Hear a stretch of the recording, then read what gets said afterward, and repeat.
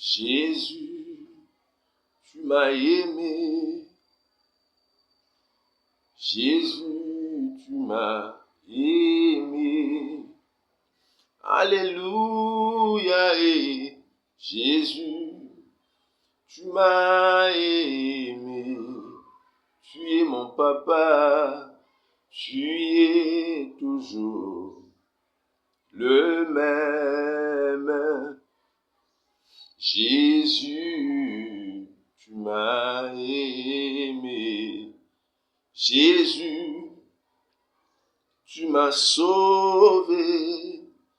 Jésus, tu m'as sauvé. Alléluia. Et Jésus, tu m'as sauvé. Tu es mon papa. Tu es toujours le même. Jésus, tu m'as sauvé. Gloire à toi, Seigneur. Gloire à toi, l'agneau immolé. Gloire à toi, le Saint d'Israël. Gloire à toi, l'orgueil de ma vie. Gloire à toi, mon seul espoir. Gloire à toi, le pardonnateur de mes péchés. Gloire à toi, le pourvoyeur à mes besoins. Gloire à toi, la source de paix et de joie abondante de mon cœur. Gloire à toi, la source de sagesse et d'intelligence de mon être. Gloire à toi, le Dieu qui assure ma sécurité en toute immensité. Gloire à toi, l'amour de ma vie, celui qui m'a aimé depuis le sein de ma mère, celui qui m'a aimé depuis le jour de ma naissance, celui qui m'a aimé lorsque j'étais encore dans ma vie païenne, le Dieu qui m'a aimé jusqu'en ce jour. Tu continues, Père, à me démontrer ton amour. Seigneur, tu es tout ce qu'il me faut. Tu es ma richesse, tu es mon bonheur.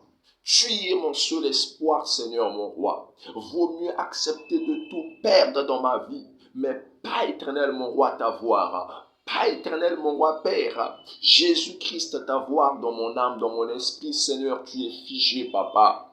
Je n'accepterai point, Père, ô Dieu, de te perdre dans mon âme, parce que ta présence me rassure. Un bon lendemain, ta présence me rassure, Père.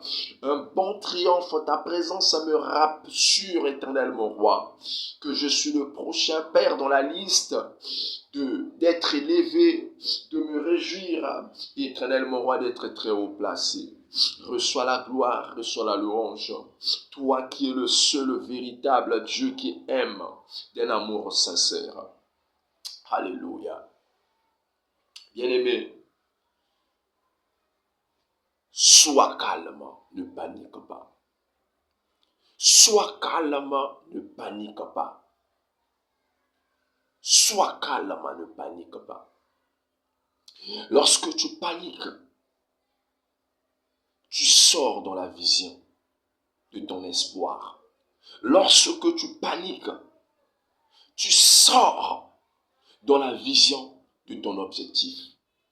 Lorsque tu paniques, tu sors dans la vision de la confiance que tu as sur tes capacités, sur tes compétences, de pouvoir mieux faire ou d'affronter toute adversité qui est en face de toi.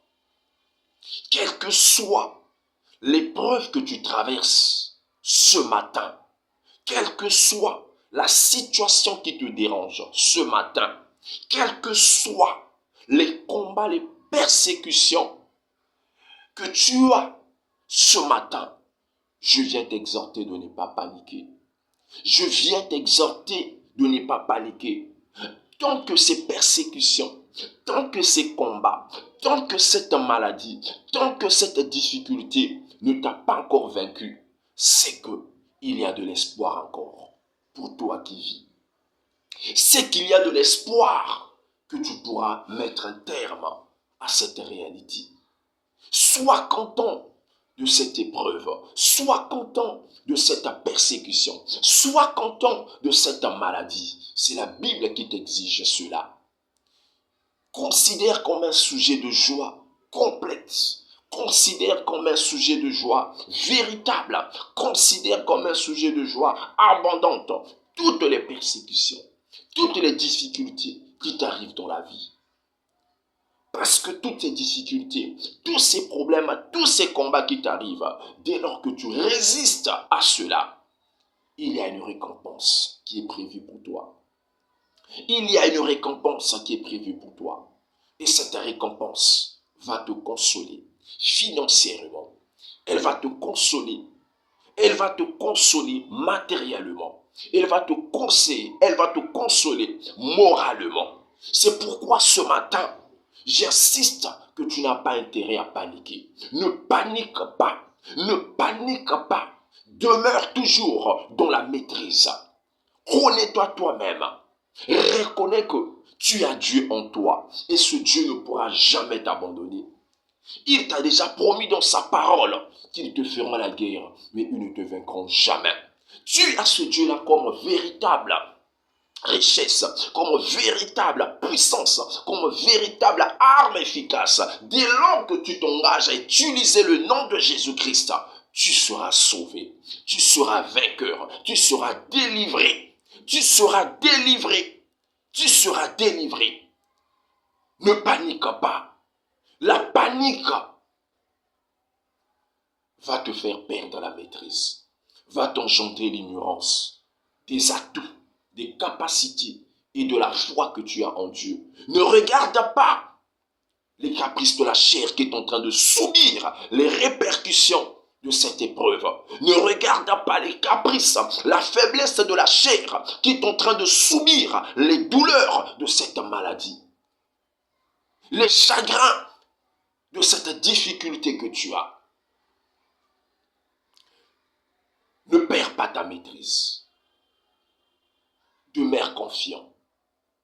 Et moi, je te vois déjà vaincre.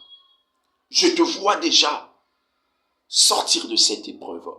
Je te vois déjà sortir de cette épreuve. Même Israël, après 400 ans, Israël était sorti de son épreuve. Et Israël était rentré dans le pays où coule le lait et le miel. Le pays qui coule le lait et le miel, pour toi arrive.